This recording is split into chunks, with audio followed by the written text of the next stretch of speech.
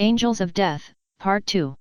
The rock shuddered as it broke out of the warp, its escorts winking into existence soon after as the Imperial Armada descended upon Agrippina. A small fleet of Mechanicu's ships remained in orbit, trying desperately to hold off an unending onslaught of Chaos battleships, cruisers, and other twisted craft of unknown class. Beyond, a great rift had blossomed in space, the twisting currents of the warp laid bare for all to see. A good many soldiers would lose their sanity before the day was up if they focused on the rift. Korax, though, was unimpressed. Still trying to intimidate those who have fought them for centuries, he mused, turning back to where the lion and his bodyguards were prepping their weapons. The minions of chaos are simple, with but a few tricks about them, the Primarch of the Dark Angels replied, strapping his sword to his belt before looking to Korax. Once we shore up the defenses of the Forge world, we can press on and perhaps roll back some of this madness. Without the Empress, closing the Eye of Terror will be a mite more difficult than simply killing many traitors and moving on. There are always ways to advance, Korax, even if they are not apparent at first. Of course. Korax crossed his arms as he inspected the display of the battlefield again. I am not a child that needs constant instructing, Johnson. Already the first of the Imperial fleet had engaged with the forces of chaos, strike cruisers and destroyers hammering each other with massive broadsides as larger vessels held back for longer shots. The rock continued on regardless, Archaeotech weapons blasting through even the strongest of chaos vessels as it made its way towards Agrippina. The plan is simple, the Lion said, dismissing the display of the space battle for Agrippina proper. The traitors push in against the central forge, and the Mechanicus are holding as well as they can. My sons and I shall reinforce the forge and press out from there. The Mechanicus might not have the resources to support an advance. Korax replied. Perhaps, but we shall not be hindered. And your assistance will be appreciated. Korax said nothing as Johnson shifted the map to some smaller factories. The traitors have a number of landing zones in this area near the lesser forges, no doubt so they can repair their daemon-enhanced machines. A full assault could clear it but would waste resources, but if you lead a smaller strike to destabilize them it can slow the assault on the main forge and allow us some time to rebuild. I will need all the air support you can provide, Korax looked to Johnson. But then I suppose you have already worked out their deployments. You will have most of our close air support, for destroying those landing zones will take priority. With the traitors on the back foot we can continue to press against them. Of course. Korax fell silent, his gaze shifting towards his brother Primarch. The Lion did not meet Korax's gaze, though he did frown before speaking. You resent me for taking on the role of War Master in this battle, Johnson said. Do I look like Dorn or Gilliman? Korax countered. This seemed to throw Johnson for a moment, allowing Korax to continue. I am not one to be flattered by titles or positions, Johnson. I truly wouldn't care if the Empress declared you heir apparent tomorrow and then wandered off to some agri-world to become a farmer. Ha! That would be a sight, the Lion snorted. My trepidation is in placing the responsibilities of so many on the shoulders of one, especially at times such as this when we are so divided. Korax looked back to the map. That has not proven to be an effective strategy for the Imperium in the past, and far be it for us to indulge in the mistakes that nearly toppled mankind. The Empress has placed her trust in us, the Lion countered. To have any trepidation at this point is to invite the possibility of cowardice. We must take action and power as it is offered, or our enemies will exploit our weaknesses beyond our control. I thought as much, once. Korax shifted slightly before continuing. My failures during the heresy led me to think otherwise. Johnson remained silent, keeping his eyes fixed on the display as Korax looked on. Finally he turned away, signaling to his fellow Dark Angels as they prepped for war.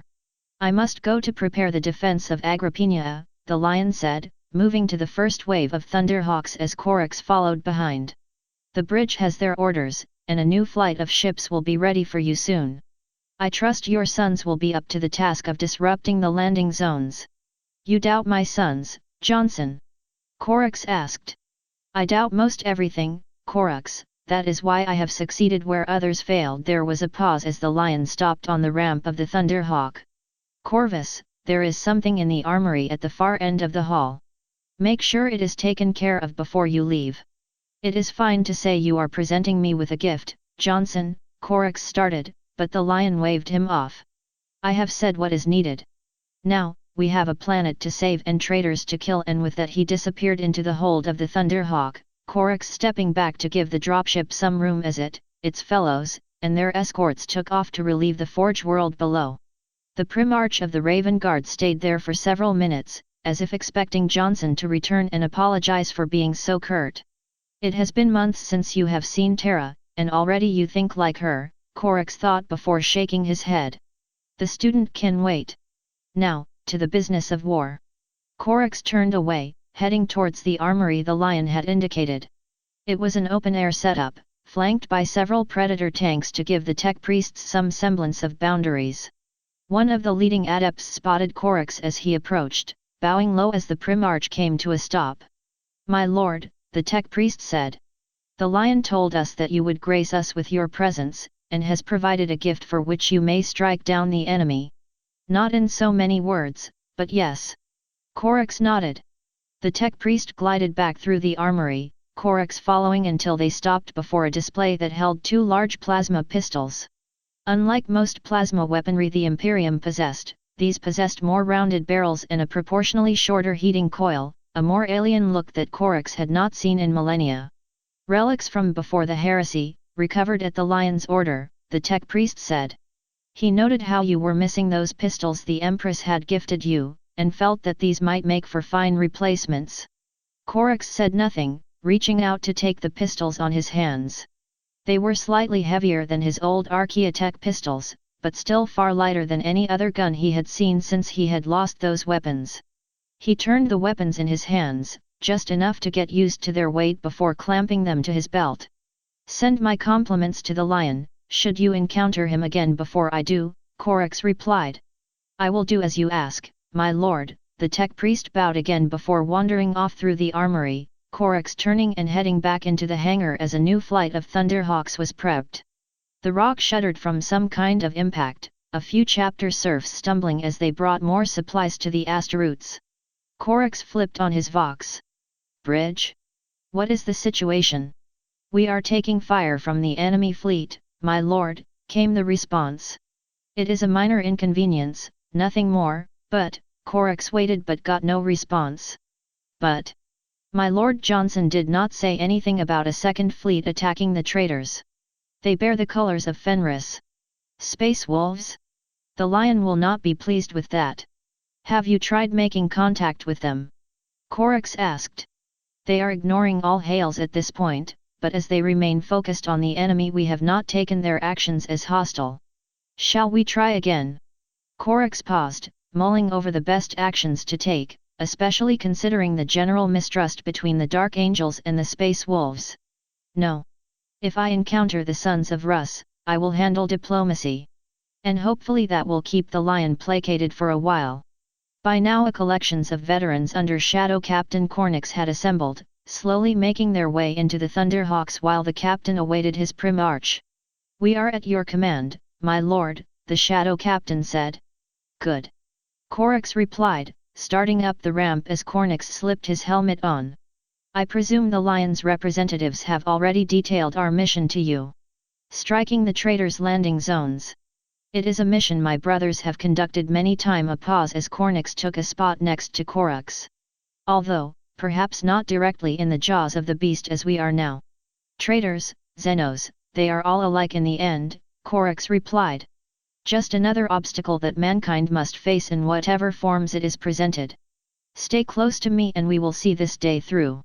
"Yes, my lord." The Raven Guard fell silent after that, keeping their eyes forward as the Thunderhawks lifted off for their descent upon Argopenia. Were Corax more like Russ or even Horus he would have said more, some grand speech to get his soldiers worked up into a fervor before they fell in among the enemy, but words failed him, again. Even Terra would have more to say. As they entered the atmosphere, the Thunderhawk began to shake. "My lord, we are taking fire," the pilot called from ahead. "Interceptors have broken through our defensive screen. We are taking evasive action. Just get us as close to the target as possible." Corax replied, any further response cut off by gunfire and a demonic shriek. None of the Raven Guard veterans flinched as the Thunderhawk was buffeted by strikes from outside, merely flicking their weapons into activation as they drew closer to the target. Corax himself plucked one of the plasma pistols off his belt, listening as the hum of the weapon filled the cabin of the Thunderhawk. A beep, and the landing ramp opened to a hellscape. Agrippina was much like any other Forge world, a massive factory floor stretched out across the entire planet. Vents and foundries belched smoke into the atmosphere, creating a perpetual cloud of smog around the planet. The industrial landscape had been ravaged, giant obelisks of obsidian bursting through the ground while pools of lava and melted metal collected around their base. Glowing portals of warp energy hung in the air around the spires, tendrils snaking out to take forms of daemons and other vicious creatures the traitors planned to use for their invasion. A number of larger transports had already set down, cultists and traitor marines marching out to make war upon the Imperium once more. They did not yet realize war would arrive sooner than they anticipated. "Quick strike on the transports," Corax said, preparing to jump from the ramp. "Once we have drawn the traitors' focus, we will split up and strike valued targets, foundries, portals, anything the traitors may use for resupply. Do not engage for longer than you need."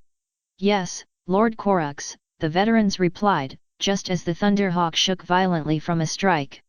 The Asteroutes kept their balance easily enough, but the Thunderhawk began to drop quickly towards the ground. "We've been hit," the pilot replied. "You must jump now, my lord. I will make sure my sacrifice is meaningful." "I would rather not sacrifice you at all," Corax thought, but the pilot knew his craft far more than the Primarch. Who was he to correct if the Thunderhawk was crippled? "May the Empress guide you, my friend," he said before jumping forward, his jump pack firing as he leapt clear of the stricken flyer. His veterans followed soon after, the last jumping clear before a flak missile gutted the Thunderhawk, the ship disintegrating in a ball of fire as it and a few of its fellows plunged towards the ground. Unlike the orcs, always eager to attack the biggest and most dangerous-looking thing they could see, the forces of chaos were more precise in their targeting. Smaller machine guns and light autocannons quickly turned on the descending veterans, the sky lit up from hundreds of tracer rounds and demonically enhanced shells. Corax could disappear from the sight of the traitors, but his sons had to quickly duck and dive to avoid getting hit.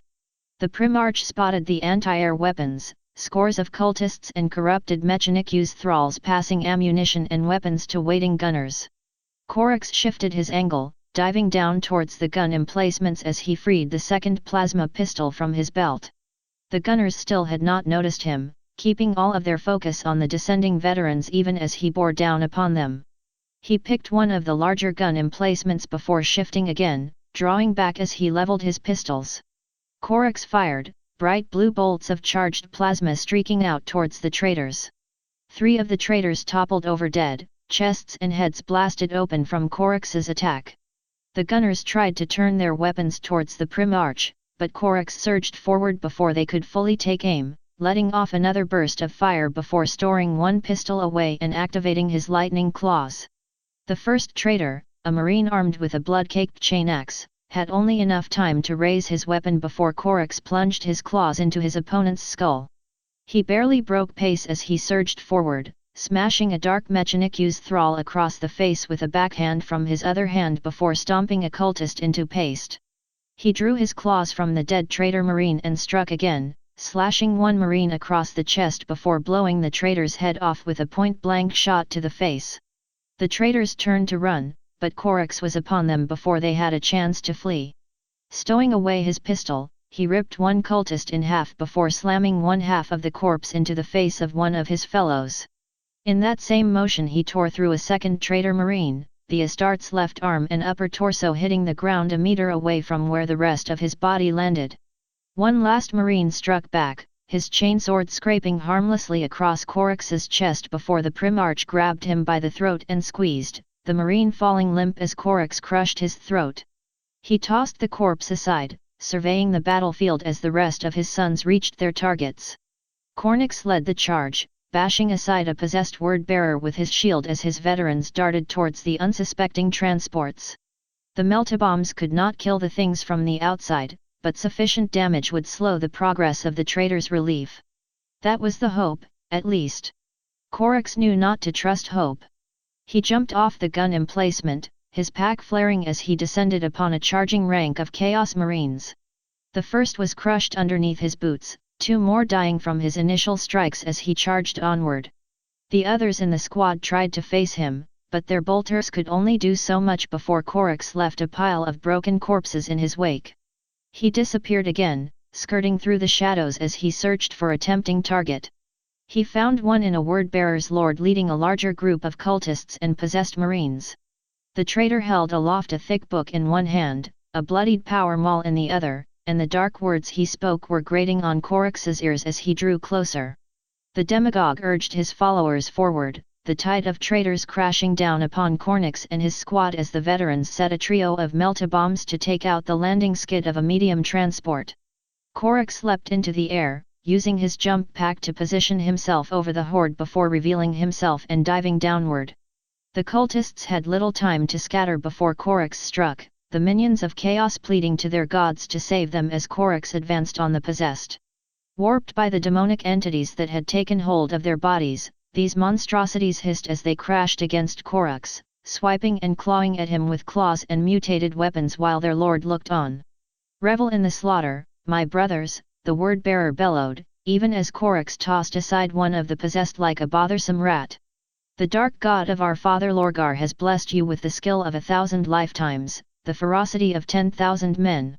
Strike down the followers of the corpse emperor, the lapdogs that dare turn away the light of the dark god."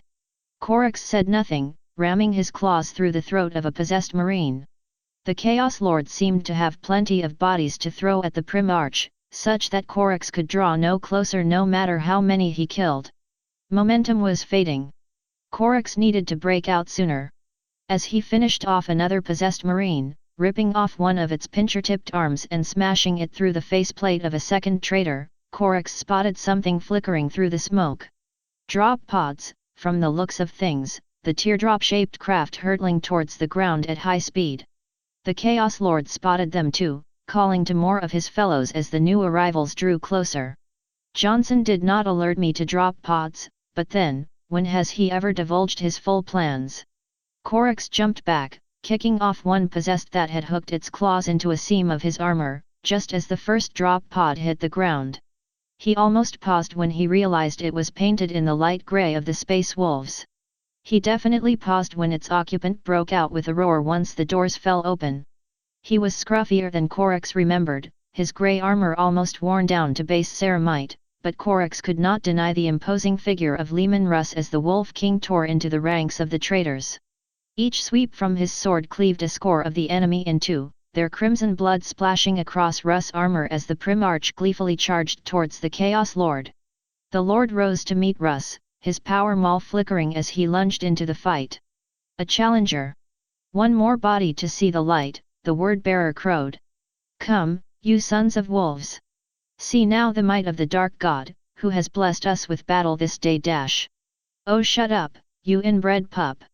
Russ shouted, stabbing his sword through the word-bearer's chest before burying his axe deep into the traitor's head. Korax snapped out of his daze, decapitating a closing possessed before he leapt forward. "Russ," Korax said, keeping his voice low as he approached. By now other space wolves had arrived, grey hunters and terminators plunging in to give their lord a little more room to direct. "Korax!" Russ cried, giving Korax a wide smile. "My god, you look terrible. 15,000 years have not done well for your complexion. But never mind that, where were you these last years?" "I could ask the same question about you," Korax replied, drawing one of his pistols and firing into a rank of traitors that had moved to flank the new arrivals. "I had heard you were dead. Rumors, only." Russ laughed, turning back to the battle before whipping his weapons around. "I shall regale you and your sons tonight with the tales of my escapades. A fine feast we shall have, but first, to battle. Our victory over these cowards will make our saga all the more greater." Korax could think of several counters to that statement, but Russ was already on the move and unlikely to listen to his brother's objections. He gleefully charged into the center of the fray, a growing line of bisected Chaos Marines in his wake as his sons did their best to keep up. More Chaos Marines entered the battle, pouring fire into the ranks of the arriving loyalists as zealots and monsters charged into the melee.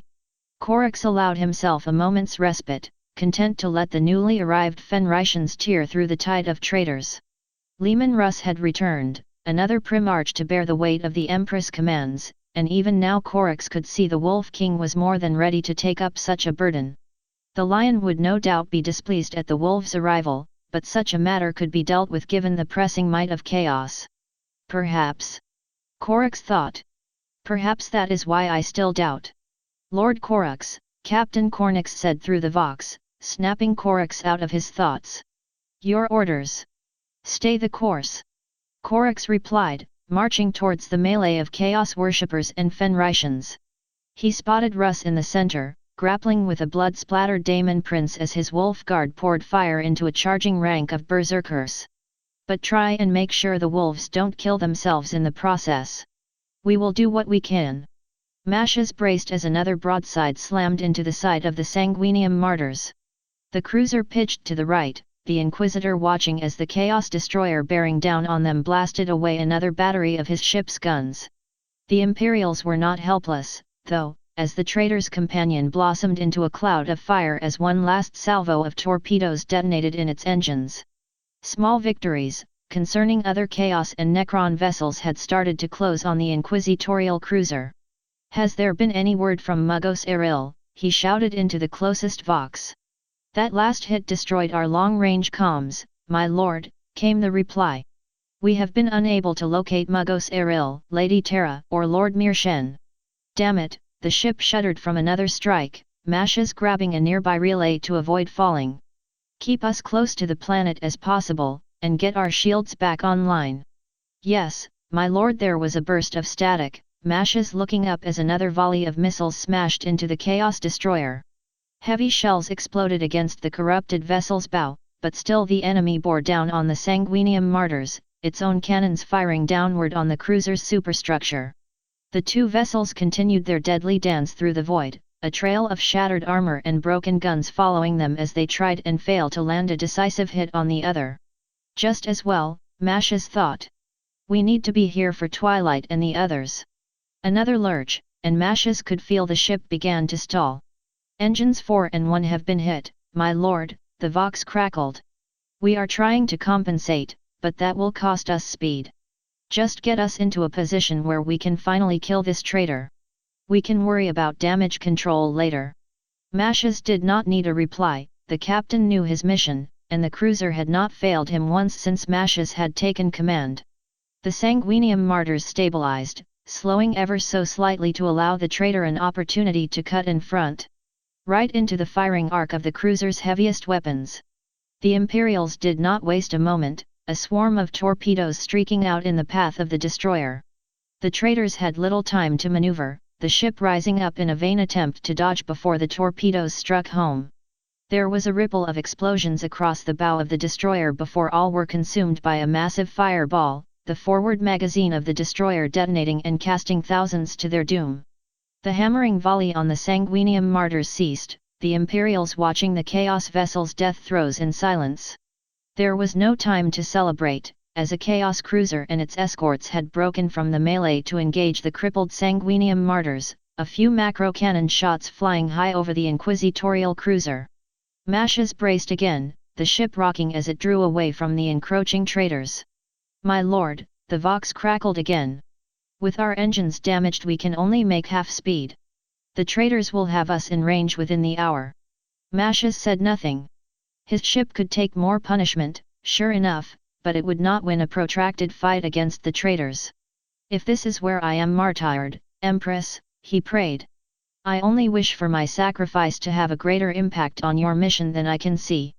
We have received a communication with Mugos Eril, Mashes snapped out of his prayer. He is requesting to speak with you.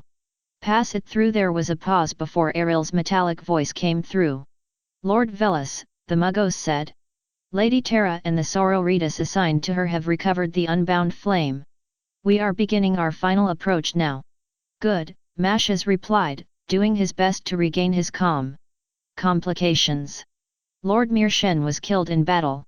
From what I have witnessed, Lady Tara managed to recover his weapons. Damn. A pause before Mashes continued. How is TW Tara taking this? I am not one to comment on such emotions. Perhaps that is something you can address. We are beginning the docking procedure now. Mashes nodded to reassure himself before switching the Vox channel. Bridge, he said.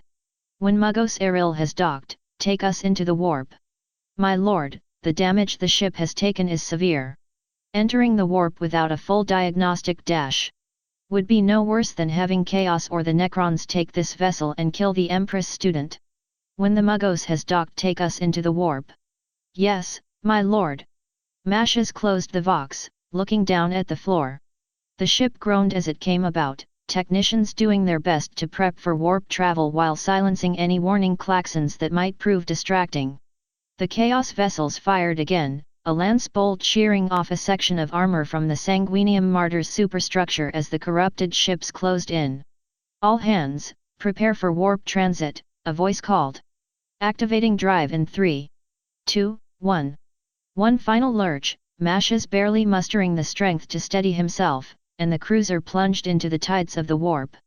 Briefly Mashes could feel the pull of virility, whispers of daemons and foul gods brushing against his mind as his vision blurred, but the Geller field of the cruiser flashed to life and gave a moment's peace to those crew that still lived, for now. My lord, the Vox chimed. Given the damage our ship has taken, I cannot keep us in the warp for very long, especially with our navigator not responding to my hails. Just as long as we are out of reach of traitors and Xenos alike. Mashes replied, feeling his head droop as if a heavy weight were tied around his neck. The mission had almost failed, Twilight killed by some alien or heretic soldier, that was a prospect Mashes could not even begin to imagine. Finally, he lifted his head, turning and walking out of the command bridge and down the hall towards the hangar. Scars of battle were not hard to find, crew members helping wounded comrades towards the infirmaries while priests tended to the dead and dying. Sections of the main hall had been opened to the void during the battle, blast doors having sealed off great swaths of the path to keep the ship's integrity stabilized. None of the others paid him any attention, even as he stepped lightly around overturned crates of supplies and the pulped bodies of those caught under broken machinery. The walk to the hangar was a longer one, Mashes finally stepping out into the atrium after what could have been an eternity. The cutter was there, perfectly parked despite the wreckage around it, Mugos Eril and his tech thralls already on the move to greet him. Mashes could also see the white-clad form of Sister Bianca rushing from one of the other halls, but the tech priest drew his attention first. Lord Velas, Eril droned, turning over a data disk in his hand before passing it to Mashes. This holds all the information I gathered from our arrival to when the heretics attacked. The cutter managed to remain out of sight, though Lady Tara's actions did make it trying to recover her and the artifact. Actions. Tara teleported us nearly halfway across the planet, Sister Naomi said, breaking past Bianca and coming up behind Eril. We were attacked by a greater daemon during the fighting. Lord Meershen was killed in the struggle. I was informed. Mashes said quietly. There was a lengthy pause before he spoke again. How is Tara? See for yourself. Naomi stepped back while Eril and his entourage drifted off through the ship, allowing Mashes a better view of the others. The sisters had pushed a giant coffin down to the floor, Bianca quickly checking them for any sign of injury. All of them bore some kind of scar across their armor, ranging from small flakes of chipped paint to large sections having been stripped away by the Necrons' weapons. Fortunately, all of them appeared uninjured. That just left Twilight out of their number. She stood silently at the top of the gangplank, staring blankly out into space. In her arms she clutched the relics of the late Meershen, the Astartes-sized weapons making her look like a child playing with their parents' clothes and tools. It would have been an amusing sight were it not for the completely shattered look on her face, her eyes glassy and unfocused as she stared out across the hangar. Mashes wanted to approach her, to reassure her that the Forge Father's sacrifice would be worth it in the end, but he could not muster up the strength to move. And why not? A voice in his mind asked. You did so well comforting her on Caesarea. Meershen's dead, she said, her voice a barely audible whisper. I know. Mashes replied. Tara, if there's anything we can do dash. No, there isn't. Twilight shook her head, blinking a few times as she came down the gangplank and quickly set the relics at the base of the unbound flame. Just, put these relics with the other one. I think this was what Mirshen wanted. I'll be in my room. Tara, hiding away like this won't make dash. Sister Judith started, but Twilight was already on the move. I will be in my room. Let me know when I am needed. But you are, the sister started, but Twilight was already out of earshot. Mashes watched Judith, noting the sister rocking on her feet and clenching her hands in anxiety. She even started off after Twilight before Sister Naomi stopped her. Give her some time to mourn, Judith, the Sister Superior said. If she persists in this manner, then you may speak with her. Judith hesitated, her hands still clenching together as she looked between Naomi and the spot where Twilight had been. Finally she nodded, tension flowing out of her body as she and her fellow sisters looked to Mashes. The Inquisitor remained silent, his eyes darting between the sisters as he tried to come up with the best possible explanation for their current predicament. No doubt they had some idea of the damage they had taken from the heretics' attack, and with Twilight as she was they needed some form of stability to fall back on. Yet Mashes had no clear answer. All he had was evasion.